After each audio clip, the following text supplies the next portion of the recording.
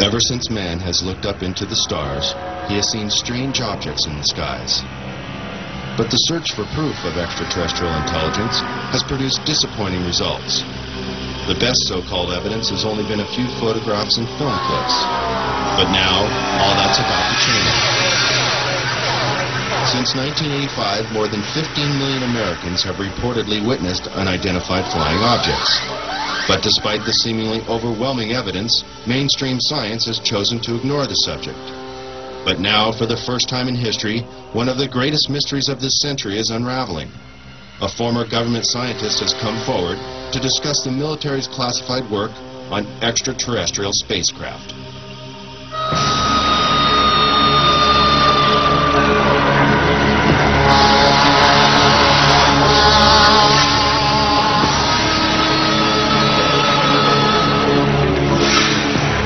Human advances in technology have exploded in a million directions and show no signs of slowing down. The ever-increasing pace of achievement in the last several decades is unparalleled in human history. The high cost of developing and producing these technologies has limited the number of contenders from the private sector, leaving the government and large corporate businesses on the cutting edge of new discoveries.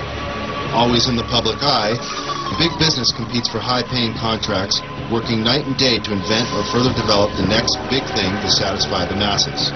The government, on the other hand, must conceal information concerning national security that, for obvious reasons, should not be public knowledge. But when it comes to matters concerning the welfare of our planet, the living beings on it, or potential clues to the mysteries of the universe, many believe it should be our right to know. The end of World War II and the invention of the atomic bomb signaled a new era of international mistrust. Since the earliest days of the Cold War, which coincides with the Roswell incident and the start of the modern UFO era, the military has been especially secretive about its advances and achievements, while always searching for the perfect weapon or super sophisticated tool of espionage.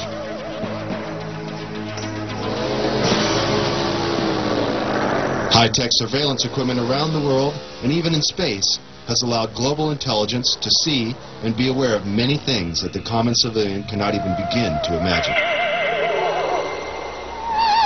The military recruits many talented civilians when special expertise is required.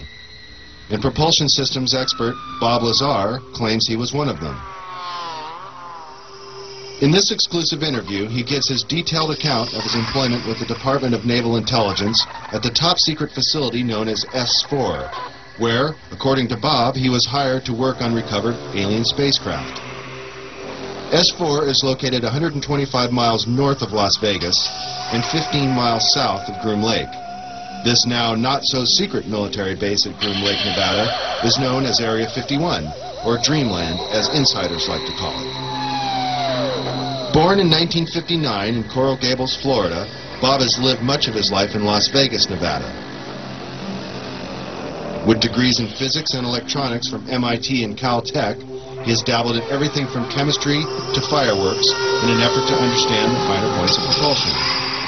He has even assembled a jet car with a 22,000 horsepower engine salvaged from a Navy F-3D Sky Knight that is capable of land speeds of over 350 miles per hour.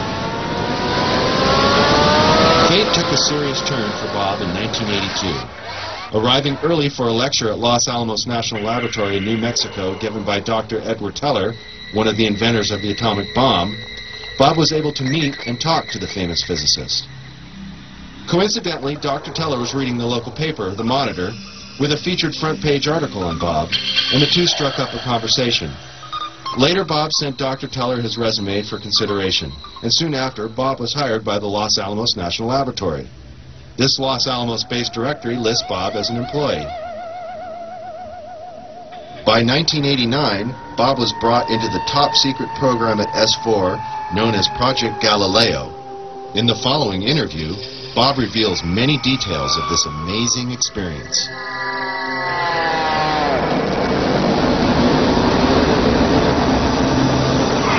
Did you witness any disk technology at Area 51? No, there was absolutely no ET craft, ET technology, anything like that at Area 51. This is why S4 was made specifically to separate it there. People at Area 51 do not have the clearance. How long were you employed at S4, And when were you hired?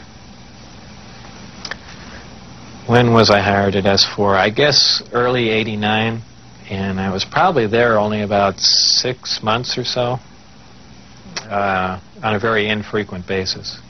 How were you transported to and from work? At the time that I was working there at McCarran International Airport in Las Vegas, there was a Special Projects EG&G building.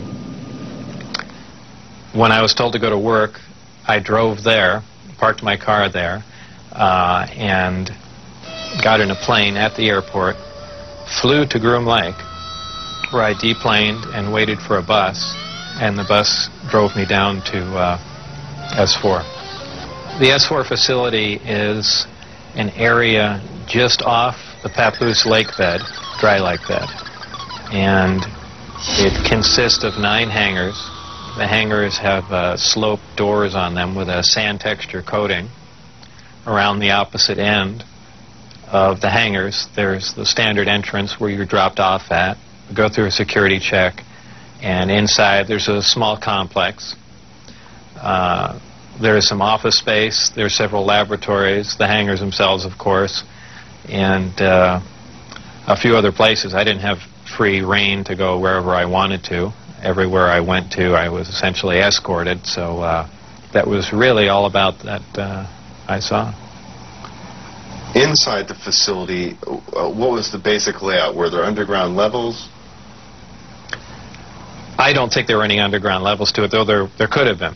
I don't think it was an extensive underground facility. It just looked like an installation that was butt up against a mountain. And I didn't see any evidence of any stairs going down, elevators, or but like I said, I don't know. There could have been, and I just might not have been permitted in those areas. It's difficult to really surmise how long it had been operational. Everything did look fairly new. By that I mean I don't think this installation was there in the early 70s. Nothing was worn. Things looked fairly freshly painted. So, as a ballpark guess, I would say it would really surprise me if the installation was older than 5, 7, 10 years, something like that. A scientist killed in the project. What exactly happened there? Allegedly, obviously, I didn't see this, and I don't know it to be fact, but this is what I was told, that I was hired to replace one of a couple people that were killed while working on one of the reactors from one of the crafts. Apparently, they, for whatever reason, cut open an operating reactor, and the device exploded, killing both of them. The scientists that were killed there, allegedly the detonation from the explosion was fairly large. It would have rivaled a small tactical nuke. So it was done at the Nevada test site, and it was to be passed off as an unannounced nuclear test. Did you have any direct contact or communication with aliens? No, not at all. Tell us about the briefing files. Under what conditions did you gain access to them? I was put into the briefing room with 121 or 22 briefings, and really was just told to sit and read through them. I think they were there just to mainly educate me on what was going on. They weren't a complete in-depth explanation on everything else, but just essentially a brief synopsis on some of the other projects that were going on there. Supposedly, the information, now this isn't something that I determined, it's something I was told, that the crafts originated from a planet that orbited the Zeta Reticuli star system. Zeta Reticuli 1 and Zeta Reticuli 2 are two stars of a binary star system. The craft allegedly came from there. 1 or 2 autopsy photographs I saw dealt with just a small photograph, a bust shot essentially, just head, shoulders, and chest of an alien where the chest was cut open in T fashion and one single organ was removed. The organ itself in the other picture was cut and vivisectioned essentially. Showing the different chambers in there. This was totally unrelated to anything I was doing, but from that photograph it looked like what you see in UFO lore as the typical gray. So how tall it was from what I could see, I couldn't tell because I only saw a portion of the photograph. But if everything else you see is correct, I would imagine it was 3.5 or 4 feet tall. But there again, you know, all I had to see was a photograph, and you know, I didn't have much to go on. What was the incident in 1979 that brought the alien exchange program of information to a halt? Again, this is a story that was relayed to me, and allegedly what happened in '79, there was some sort of information exchange going on where there were actual live aliens at the facility, and at one particular point there was an area where some security personnel went to enter. And apparently, because of not the sidearms, but the bullets in the sidearms, from what I understand, if they would have entered the area, the bullets would have detonated. And supposedly one of the creatures tried to stop the security personnel from entering the area, and a fight ensued. And the bottom line from the altercation was that the security personnel, I don't remember how many were involved, but were all killed, and they died of head wounds, and that's all that I heard of that story. What was your job description at S4? My official job description was a senior staff physicist. I don't know if I actually had that position when I was there, because I was there so infrequently. I wasn't supervising anyone, so that was the official position I was hired under. But whether or not I actually acted in that capacity, I don't know. What was the size of the staff working on Project Galileo? Well, there were 22 people employed there totally. And that was specifically for the Galileo project? No, for the entire project. Oh, I see. There were 22 people with majestic clearance. I had majestic clearance. Majestic clearance was designated as clearance 38 levels above Q clearance, and Q clearance is the civilian top secret clearance. When did you see your first disc? The first disc I saw, I believe it was the second, or I think it was the third time I was up there. Normally the bus pulled around to the opposite end of the facility, which was the main entrance, and that's where we went in. On this particular occasion, it pulled up to one of the hangar doors, which were normally closed, and the last one was open. We came out, and I saw the disc in the hangar. Upon seeing it, it struck me that, well, this explains all the UFO sightings. Not thinking that it was an extraterrestrial craft, that this must have been some advanced form of fighter that we've been working on for years, and, you know, people have just caught it being tested, so on and so forth. And it never even occurred to me, even though I was looking at an extraterrestrial vehicle, that, you know, this wasn't man-made. When did you realize the craft was not of earthly origin? Well,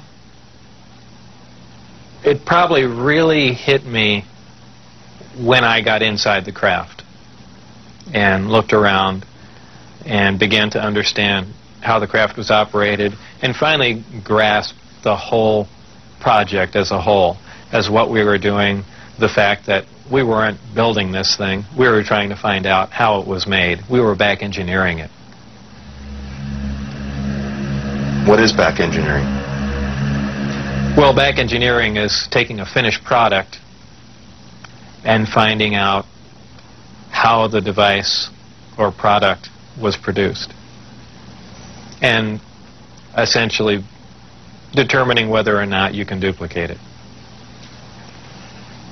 Now, scientists aside, what was your emotional response? What were you thinking were the implications to the world or man in general from these revelations?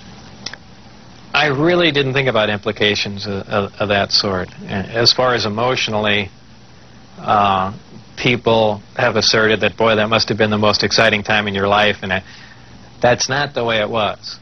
When I first got to look inside the craft, all I can say, it's an ominous feeling. You walk in there, and it feels as if you shouldn't be there. I know that sounds kind of corny, but it's a real ominous feeling. It's not an exciting feeling. It brings up a whole lot of questions in your mind. Well, where did this come from? And you know that they won't give you the answers to the whole story, but it's That's the only way I can describe it. It produces a gravity wave, which is similar to the gravity wave that the Earth produces.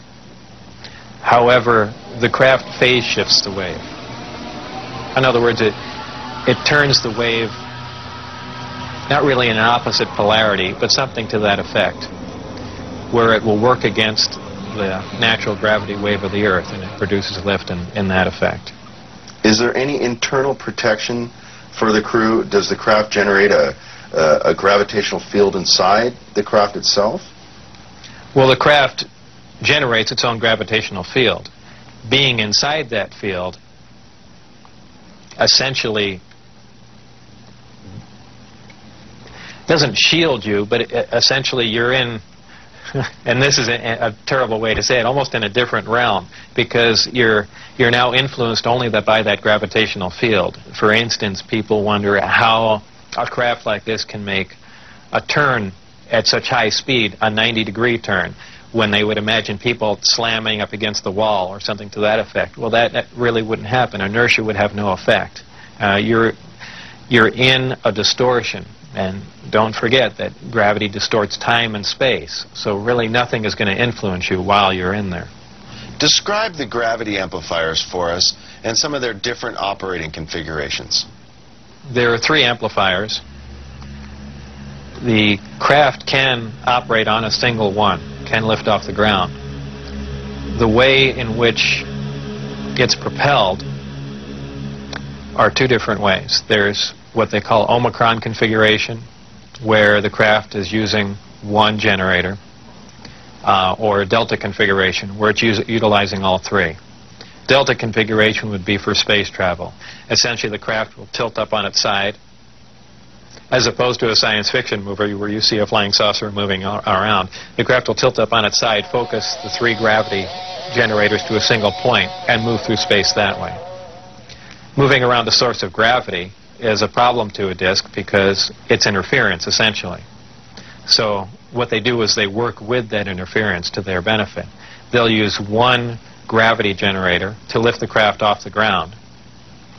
And as opposed to what we're used to, for instance, a plane, once it's in the air, we envision thrust or some force coming out the back of it to push it forward. The crafts work completely opposite of that.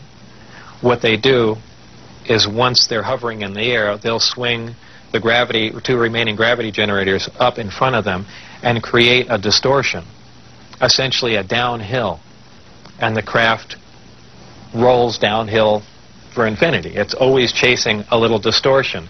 That's why they look goofy when they fly around at low speed, because they're essentially, and any time you run over, the gravity field around the Earth is not completely constant and stable, depending on the minerals and density of the Earth underneath it. The gravity will vary somewhat, and you will get odd movements of the craft. So its low-speed mode is kind of unstable for the most part. I only witnessed one test flight up close, officially. That I was just inside the hangar. The test was going off probably, just as the sun was going down, and it was a low-performance test.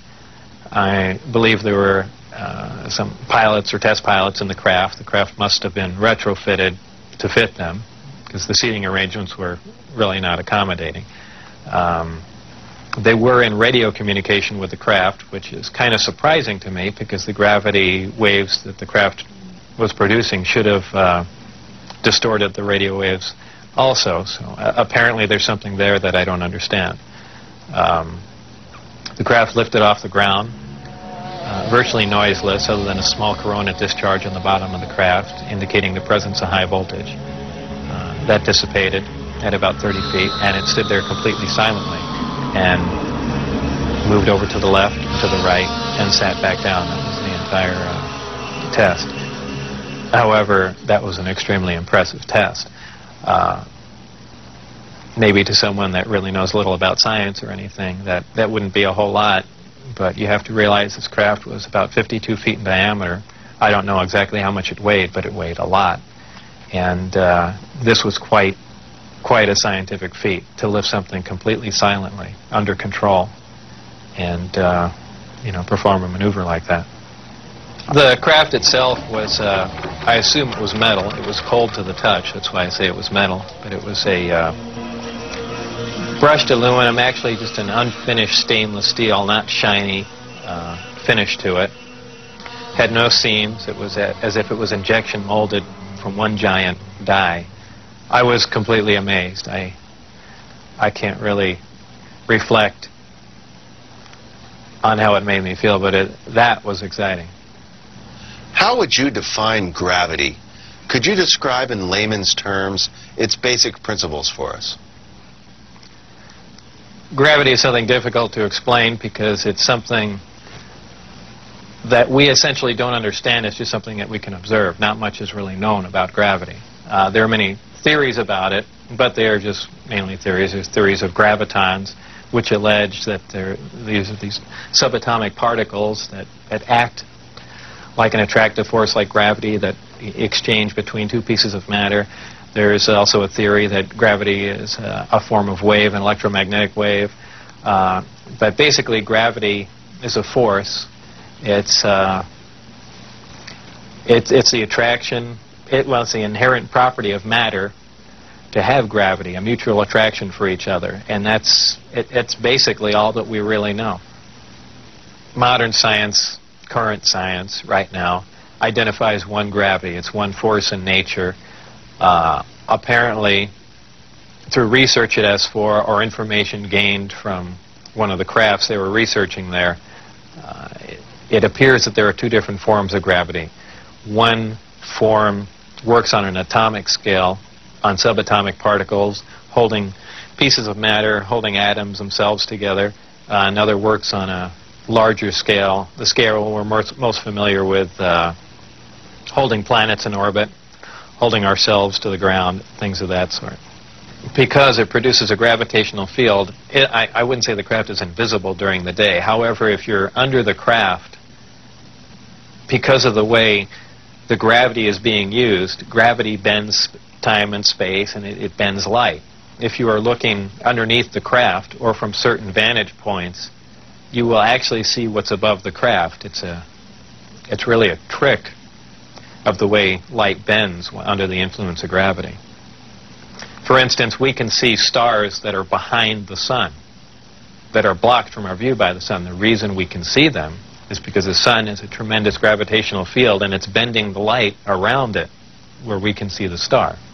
Space-time and gravity are all essentially interrelated. They all act on one another.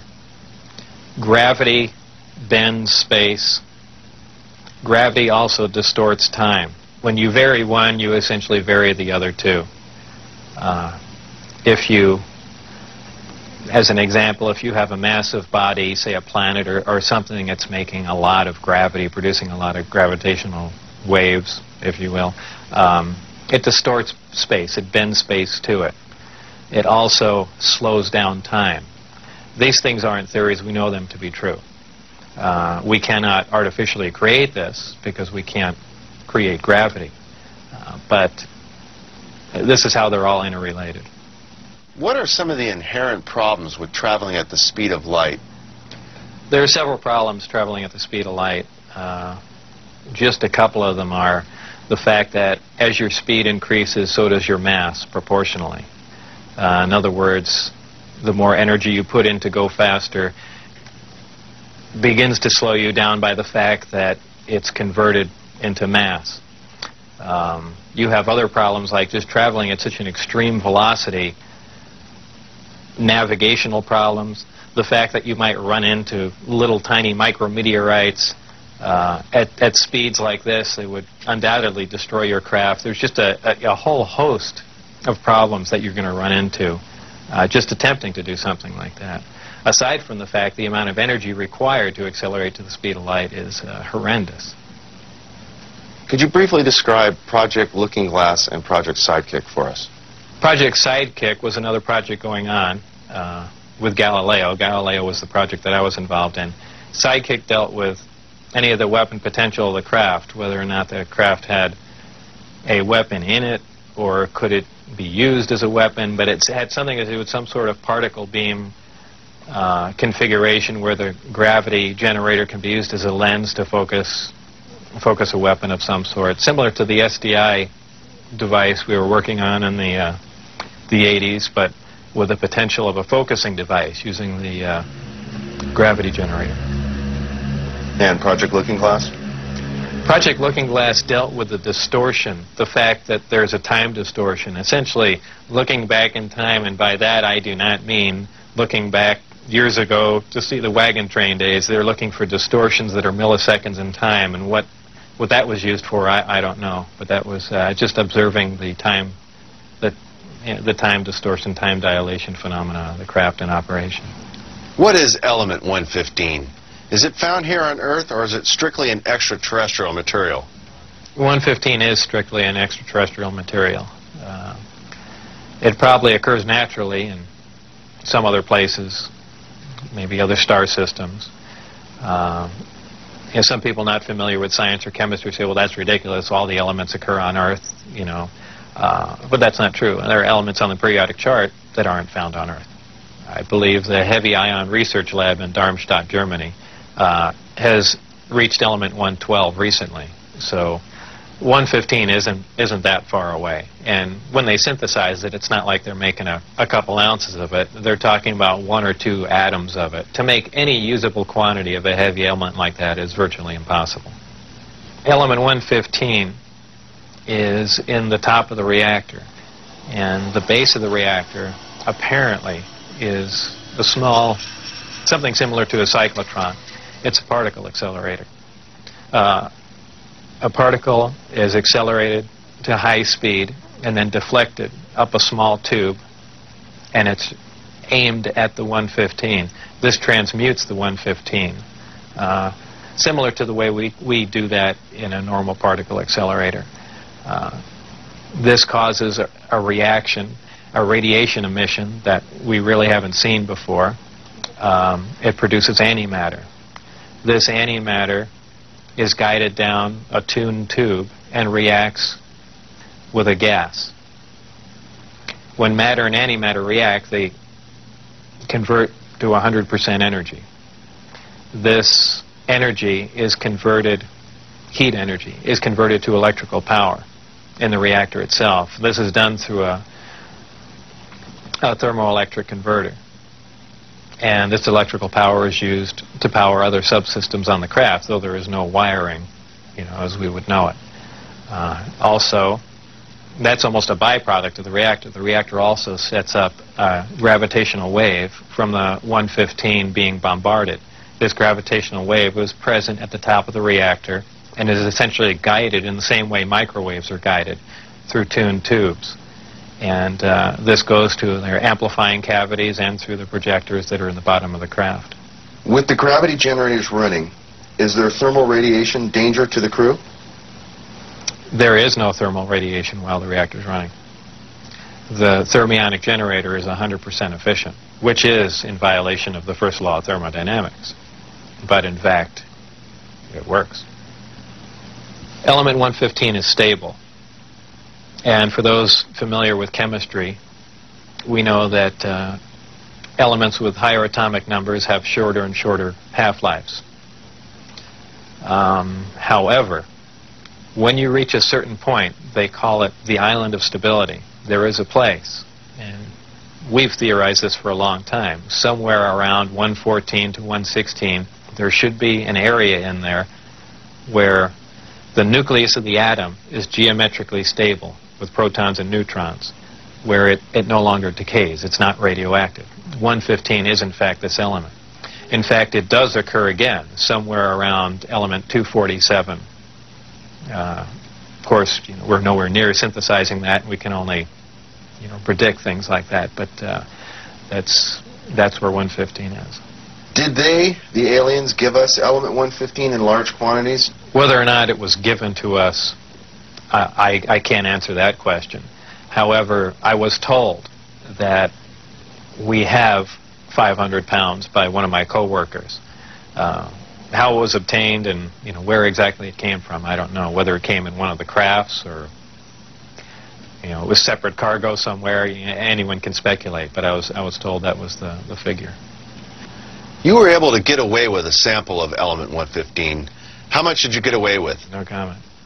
Nighttime test flights, unofficially, while off the base. What did you see?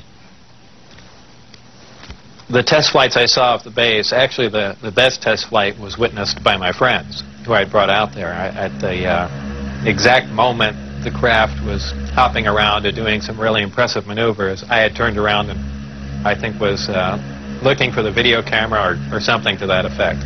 But I missed some of the most impressive maneuvers. But the craft was similar to what was done before that I had seen close up, other than the fact that it went above the mountain range, moved a much greater distance at a much higher rate of speed. How were you able to find out about the test flight schedules? The test flight schedules were told to me specifically because I was probably going to have to be present during those times. And at that time, the test flights were taking place on Wednesday nights. And from what they said, that was because that was statistically the least amount of traffic in the area. And that's all that they were concerned about. Does the propulsion system release any sort of discharge or exhaust? There was a high voltage discharge on the bottom of the craft, but as far as there being an exhaust, there was none. Why did they appear as glowing balls of light in the night sky? Well, that's kind of the same reason why a neon light or a fluorescent light lights up. What you're dealing with is a high energy source in essentially a gas atmosphere, oxygen, nitrogen. And when you apply enough energy to a gas molecule, they emit photons, they emit light. And I don't think it's anything, it's really a byproduct of how the craft operates. When it's emitting that much energy, the gas surrounding the craft emits light. The same reason why lightning is visible. You have a huge electrical discharge, and the gas emits light in the form of lightning bolt.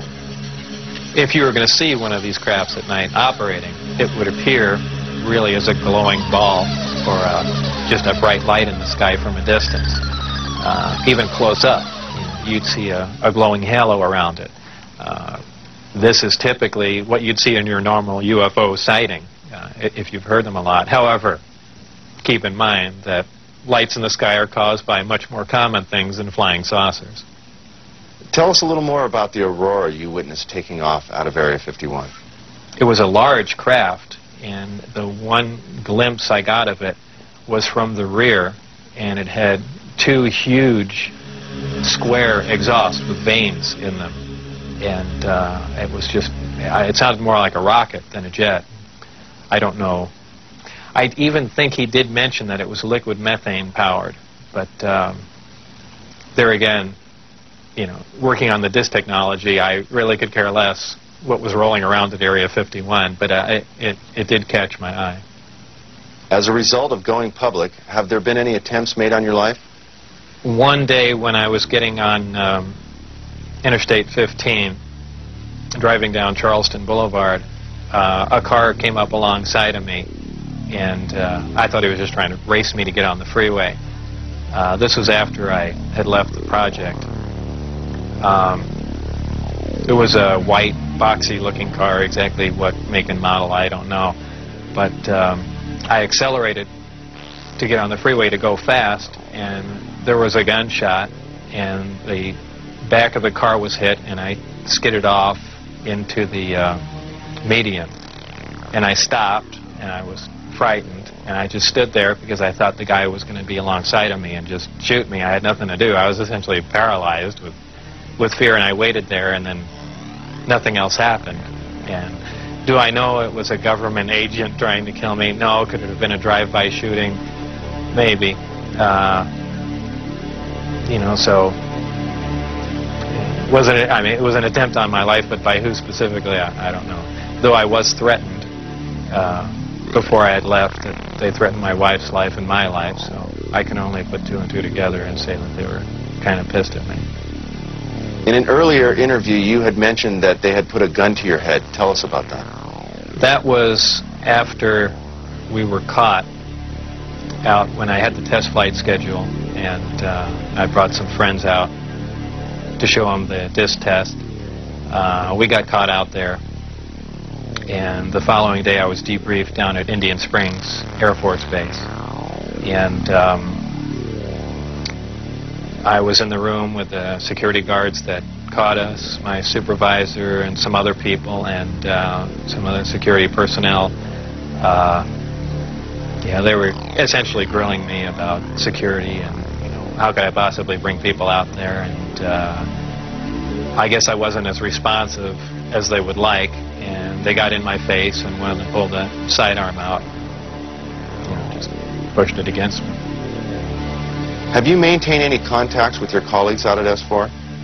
No, I never heard from anyone other than for a very brief time after I left. Dennis, who was my supervisor, did try and make contact with me at the meeting place was the Union Plaza Hotel, and I took a friend of mine, Gene Huff, down there, and another friend, a former colleague and scientist from Los Alamos, and we saw him, but I also did recognize some security personnel walking around there from S4, so whether or not it was a setup or what was going on or he was trying to talk to me, we never found out, and we left. It just was a real strange situation. I never heard from him since. As we enter the 21st century, how has your experience changed your beliefs? Well, if you want to word the question, how are my opinions changed? I would say considerably. Before I was at S4, I was more or less one of the guys that thought, you know, all these government conspiracy and UFO buffs and things like that were complete lunatics. I even remember before I was involved there, a friend showed me a little newspaper clipping and said John Lear was giving a lecture who was touting that aliens from another world came to Earth and there's 70 different species, and I remember laughing on the phone that this guy had lost his mind. And I was also under the impression that, you know, boy, the government's all for the people, and they, you know, they're out here to protect us and all that. You know, after the experiences I had there, everything is completely turned around. You know, the government is doing everything but looking out for us. I mean, the only thing they're looking out is for themselves. You know, obviously the ET craft do exist. Something had to build them, so there must be aliens. And since there are, and the craft are there must be some sort of factory and an entire civilization somewhere. And if in fact that is true, and it apparently is, then there must be others. Actual crafts and technology from another world. And that's probably the most important event in history. It kind of moved from science fiction into reality in my mind. And it really just, I guess, opened my eyes. We can duplicate it. If we can understand what a device is or how something operates or what its physical makeup is, that's great. But if we can't duplicate it, it's useless to us. So there's really two phases to the project going on there. It's understanding what we're looking at, and then once we understand it, is can we duplicate it with earthly materials and earthly technology? And, you know, unless we've got a handle on both of them, all that technology is useless to us. And if it turns out we can't do that, all we have is one single prized possession that we have to take care of, and that's it. After all that's been said and done, would you do this over again? What would you do differently? I would probably have played along for a longer time. I would like to have known a little bit more about the technology, and probably kept quiet if I could have, and possibly never have said anything.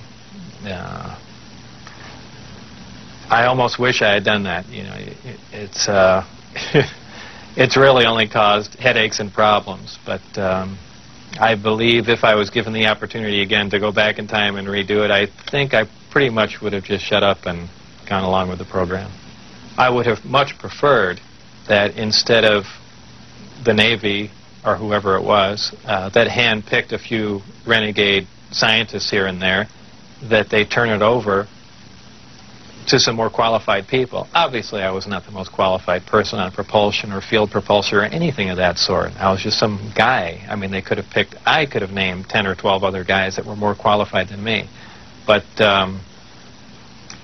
you know, if they turned it over to the scientific community and not just a couple guys here in the United States, I mean, you need a large group of people in a large lab to research what's going on there, not a little quiet installation. It's the security itself that prevents them from getting anywhere. I mean, they never do work hand in hand. You can't have a military mind. Science itself must communicate. You have to have a free exchange of ideas. That's how things progress. And when you clamp down on a security system like that, where you work in isolated groups and ideas cannot be exchanged, you don't get anywhere, and that's the problem they have. What does the future hold for Bob Lazar? Well, I'm not really involved in any of that stuff anymore. That's kind of put behind me. I have my own businesses that I work at, some computer graphics, some consultation, other technical jobs, radiation detectors, and a few other things like that. So really, I just go about my life, and that's, you know, something that happened that was fantastic, and it's over, but it's kind of hard to shake it loose. But eventually I will, and that'll be that. I think all the surveillance and everything stopped. I don't think anyone's bothering to monitor me. I've said everything that I know. It's been all over the place, so it's kind of a done deal. As far as whether or not there are any craft out there, I believe, you know, they were out and gone in probably the late '89, early '90, and the only thing people see now out there are, you know, either flares or planes coming into land, but that's about it. Did you have an interest in flying saucers or science fiction in general as a child? I was never interested in flying saucers as a child. Science fiction, you know, I watched Star Trek, I guess, with everyone else back then, but for the most part, yeah, I didn't even believe in flying saucers up until I was employed at S4.